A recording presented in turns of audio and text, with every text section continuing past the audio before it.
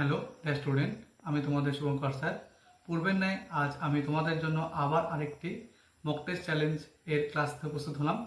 এর আগে আমি তোমাদের জন্য প্রাচীন, মধ্যযুগ এবং আধুনিক যুগের উপরে ছোটো ছোটো কয়েকটি মক টেস্ট চ্যালেঞ্জ প্রোভাইড করেছিলাম। আজকে আমি পুনরায় আবার আরেকটি প্রাচীন ভারতের ওপর মক টেস্ট নিয়ে উপস্থিত হলাম। আজকে যে বিষয়টি থাকবে মক টেস্টের উপরে তা হলো মহাজনপদ এবং প্রতিবাদী আন্দোলন, অর্থাৎ বৌদ্ধ ধর্ম এবং জৈন ধর্ম। এখানে আমি তোমাদের জন্য 30টি কোশ্চিন উপস্থিত করেছি। এছাড়াও আরও কিন্তু কোশ্চিন এখান থেকে থাকবে, যা আমরা অন্যান্য সময় অন্যান্যভাবে বা ফুল লেন্থ মক টেস্টের মধ্যে কিন্তু আলোচনা করে নেব। তো তোমরা প্রথম থেকে শেষ পর্যন্ত কোশ্চিনগুলো দেখো এবং এই কোশ্চিনগুলোতে তোমাদের কত স্কোর দাঁড়াচ্ছে সেগুলো তোমরা অবশ্যই কিন্তু কমেন্ট সেকশনে জানাবে। এবং আমাদের এই ক্লাসটি তোমাদের ভালো লাগছে কিনা তা বোঝাবার জন্য অবশ্যই কিন্তু ক্লাসটি দেখতে তোমরা লাইক দিয়ে যাবে। আর আমাদের সাথে জুড়ে থাকার জন্য অবশ্যই আমাদের চ্যানেলটিকে তোমরা সাবস্ক্রাইব করে রাখবে। তো প্রথম থেকে শেষ পর্যন্ত মনোযোগ দিয়ে দেখে নাও। All the best. তাহলে দেখো আজকের প্রথম কোশ্চেন, ষোড়শ মহাজন পদগুলি কোন নদীকে কেন্দ্র করে গড়ে উঠেছিল? তো আমরা কোশ্চেনটি জানলাম। এবার এর অপশনগুলো আমরা দেখব। গঙ্গা, সিন্ধু, যমুনা, সোন। তো চারটি অপশন আমরা দেখে নিলাম। এবার আমরা দেখে নিব এই কোশ্চেনটির সঠিক অ্যান্সার, যে ষোড়শ মহাজন পদগুলি কোন নদীকে কেন্দ্র করে গড়ে উঠেছিল। তার সঠিক অ্যান্সার হবে অপশন এ, অর্থাৎ গঙ্গা নদী। এরপর next question, the light off Asia নামে কে পরিচিত? অপশনগুলো দেখে নাও আগে। অশোক, মহাবীর, গৌতম বুদ্ধ, পার্শ্বনাথ। তো চারটি অপশন আমরা দেখলাম। এবার আমরা জানবো যে দ্য লাইট অফ এশিয়া নামে কে পরিচিত ছিলেন, এবং তিনি হলেন অপশন সি, অর্থাৎ গৌতম বুদ্ধ।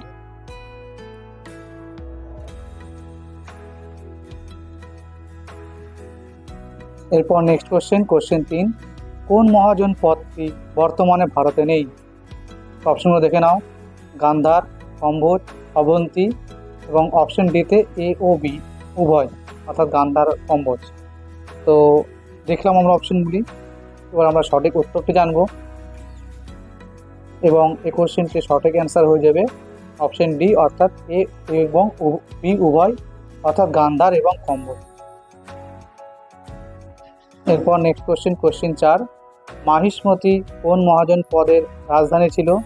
অবন্তী, অঙ্গ, মগধ, পুরু। তো চারটি মহাজন পদ আমরা জানলাম। এর মধ্যে থেকে মাহিষ্মতি যে মহাজন পদের রাজধানী ছিল সেটি হলো অপশন এ, অর্থাৎ অবন্তী। তো মাহিষ্মতি অবন্তী মহাজন পদের রাজধানী। নেক্সট কোশ্চেন 5, মহাজন পদগুলির মধ্যে সবচেয়ে পূর্ব দিকে কার অবস্থান ছিল? মগধ, অঙ্গ, কুরু, গান্ধার। তো এখানে আমরা চারটি অপশন জেনে গেলাম। এবার আমরা জানব যে এর মধ্যে কোনটি সবচেয়ে পূর্ব দিকে অবস্থিত ছিল, এবং সেটি হলো অপশন বি, অর্থাৎ অঙ্গ মহাজন পদ। এরপর নেক্সট কোশ্চেন 6, কোন মহাজন পদকে কেন্দ্র করে শেষ পর্যন্ত ভারতের সাম্রাজ্যবাদের উত্থান হয়? কুরু, অসমক, অবন্তী, মগধ। তো এর মধ্যে কোনটি সঠিক অ্যান্সার হবে? যে মহাজন পদকে কেন্দ্র করে ভারতে সাম্রাজ্যবাদের উত্থান হয়েছিল তা হলো অপশন ডি, অর্থাৎ মগধ মহাজন পদ। এরপরের কোশ্চেন 7, দক্ষিণ ভারতে অবস্থিত একমাত্র মহাজন পদ কোনটি? তো দেখো, অবন্তী, অসমক, গান্ধার, মগধ। এর মধ্যে কোনটি দক্ষিণ ভারতের একমাত্র মহাজন পদ?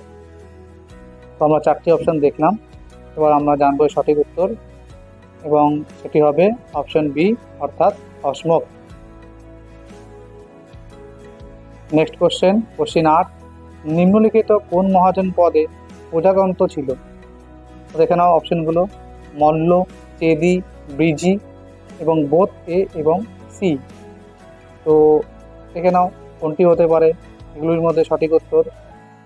এটি প্রিভিয়াসের পরীক্ষায় চলে এসেছে, এবং এই অপশনটি হবে ডি, অর্থাৎ বোথ এ এবং সি, অর্থাৎ মল্ল এবং ব্রিজি। পরের কোশ্চেন 9, গৌতম বুদ্ধের সময় মোট কতগুলি গণরাজ্য ছিল? 16টি, 2টি, 10টি, 8টি। তো জেনে গেলাম। এবার আমরা জানবো এর মধ্যে কোনটি সঠিক উত্তর। এবং গৌতম বুদ্ধের সময় গণরাজ্যের সংখ্যা ছিল, এর সঠিক উত্তরটি হবে অপশন সি, অর্থাৎ 10টি গণরাজ্য ছিল। নেক্সট কোশ্চেন 10, গৌতম বুদ্ধের প্রথম গুরু কে ছিলেন? অপশনগুলো দেখে নাও। রামপুত্র, আলার কালাম, পার্শ্বনাথ, জনক। তো 4টি অপশন আমরা জানলাম। এবার আমরা জানবো গৌতম বুদ্ধের প্রথম গুরু কে ছিলেন, এবং তিনি হলেন অপশন বি, অর্থাৎ আলার কালাম।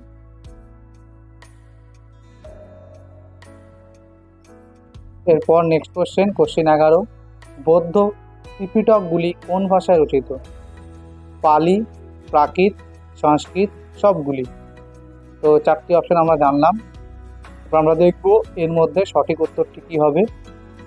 এবং ত্রিপিটকগুলি যে ভাষায় রচিত হয়েছিল তা হলো অপশন এ, অর্থাৎ পালি ভাষায় লেখা হয়েছিল।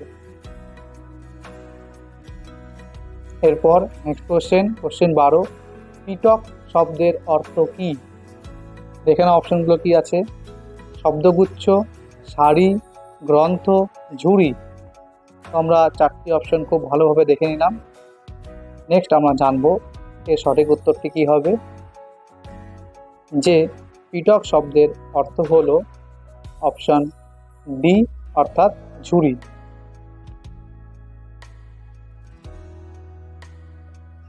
নেক্সট কোশ্চেন 13, গৌতম বুদ্ধের মৃত্যুর সময় কে মগধের রাজা ছিলেন? বিন্দুসার, অজাতশত্রু, বিম্বিসার, জরাসন্ধ। তো 4জন রাজার নাম আমরা জানলাম। এরপর আমরা জানবো গৌতম বুদ্ধের মৃত্যুর সময় এনাদের মধ্যে কে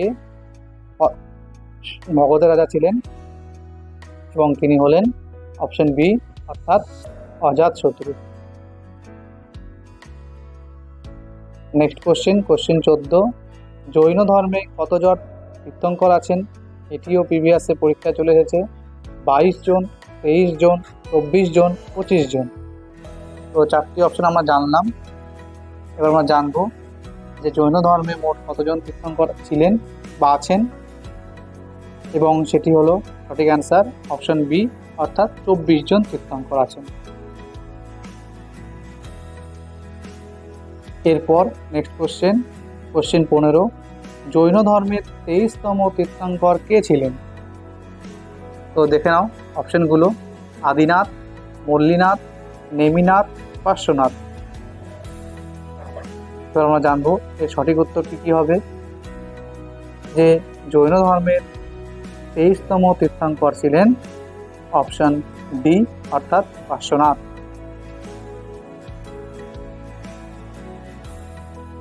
এর পরের কোশ্চেন 16, একমাত্র মহিলা তীর্থঙ্কর কে ছিলেন?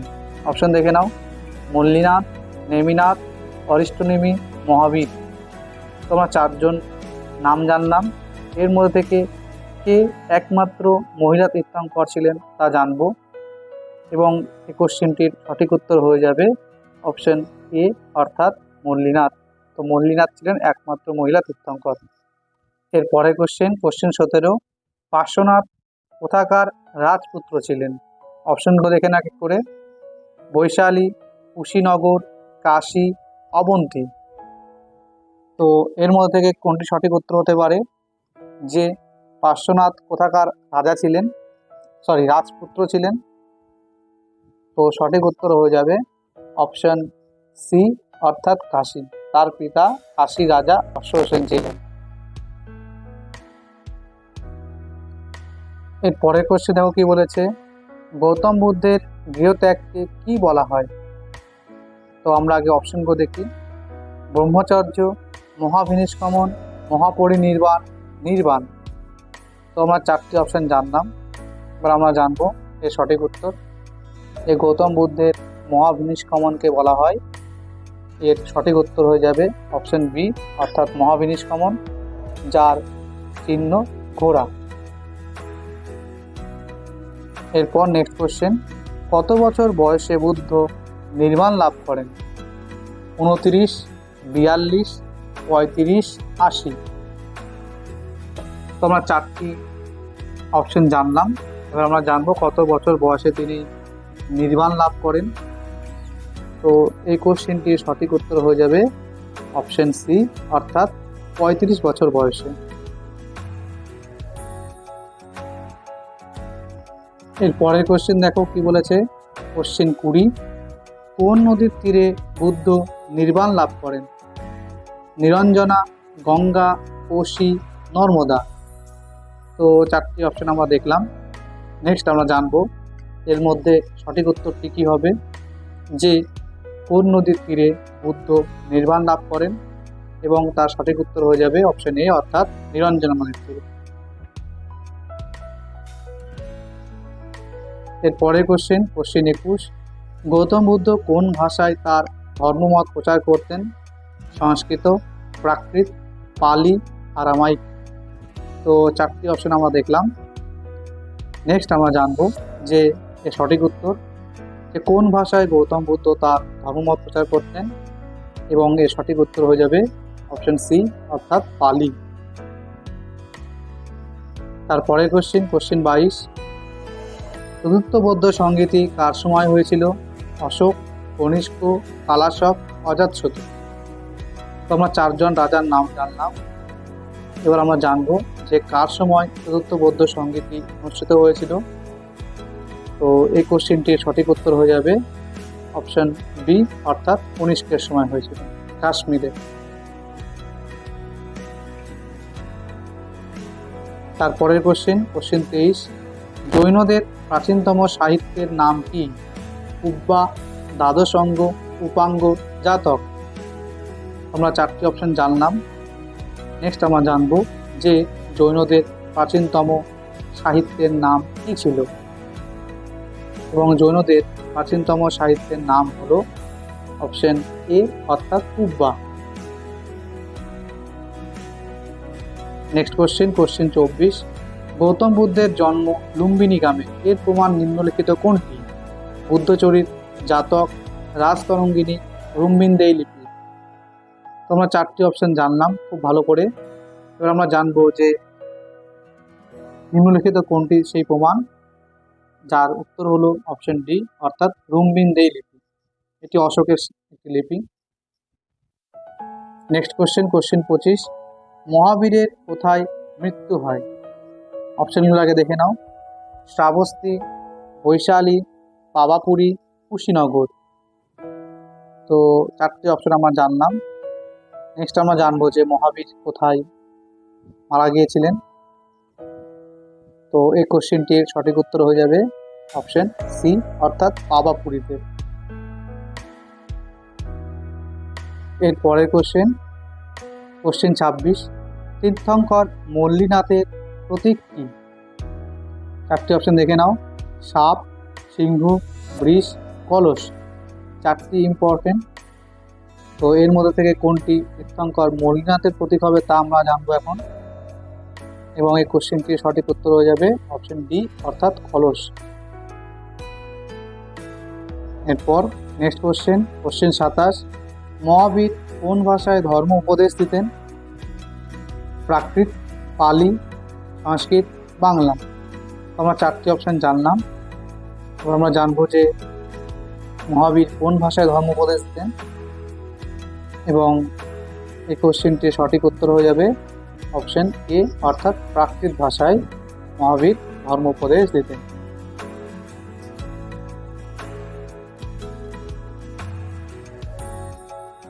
এর পরের কোশ্চেন 28, বৌদ্ধ ধর্মের নতুন শাখা বজ্রযান এর সূচনা কোন যুগে হয়েছে? গুপ্ত, মৌর্য, কুষাণ, পাল। তো এই 4টির মধ্যে কোন যুগে বজ্রযানের সূচনা হয়েছিল? তো আমরা জানবো এখন এই কোশ্চেনটির উত্তর, যে বজ্রযানের সূচনা হয়েছিল অপশন ডি, অর্থাৎ পাল যুগে। এরপর নেক্সট কোশ্চেন 29, প্রথম বৌদ্ধ মহাসংগীতির প্রধান গুরুত্ব কী ছিল? সূত্র ও বিনয় পিটক সংকলন, মহাসাঙ্গিক ও স্থবিরবাদের উদ্ভব, অভিধম্ম পিটক সংকলন, ইনজান মহাযান সম্প্রদায়ের উদ্ভব।